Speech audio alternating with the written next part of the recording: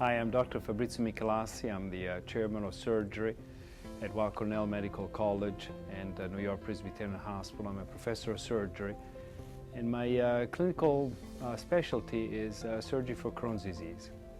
And I see a lot of patients with Crohn's disease, and they come because, as you know, is a chronic disease, one that creates complications and really a burden to everyday's life.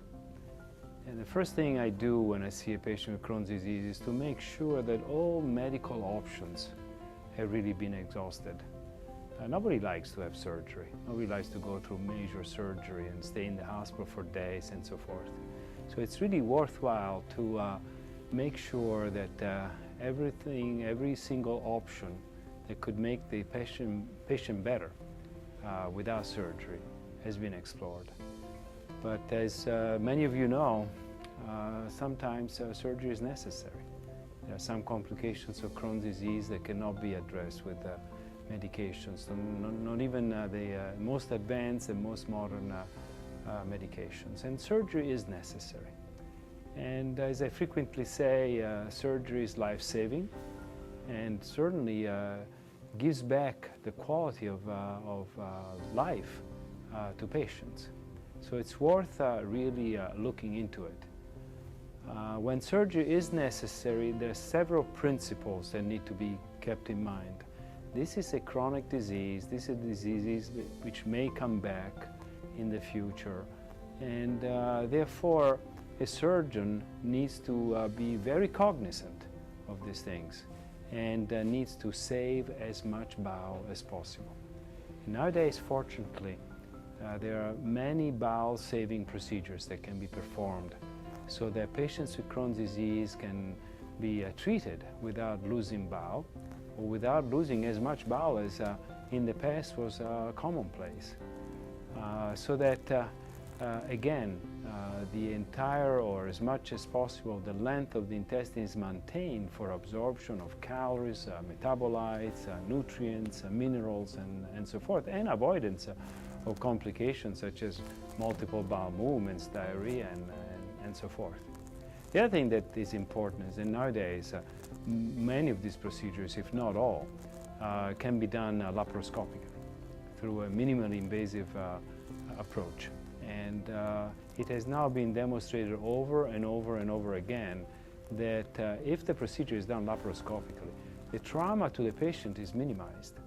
And with a minor trauma or less trauma, the recovery is simpler and is quicker. And this makes absolute sense, beside the fact that nobody likes a big scar from A to B and across the entire abdomen. So with minimal invasive surgery and the use of trocars and small incisions, a lot can be accomplished. And finally, the important thing is that whenever we can, and we're successful in the majority of times, we can avoid stomas, we can avoid bags, even on a temporary basis. It's inconvenient, it is at times a problem for the patient to handle an ileostomy or a colostomy, and a lot of thought needs to be given to this so that at the end the patient is restored to the quality of life that he or she deserves. So it takes a lot of experience, and it takes seeing a lot of patients with Crohn's disease to really understand what patients go through on a daily basis. And it takes, therefore, an understanding of whether surgery is really beneficial or not before jumping into surgery. And, but when it's necessary, it needs to be done according to those principles that I mentioned to you. And if done that way, surgery can really be life-altering and can restore the quality of life that, unfortunately, over time, with complications of Crohn's disease, it is lost. So if I can be of help, here I am.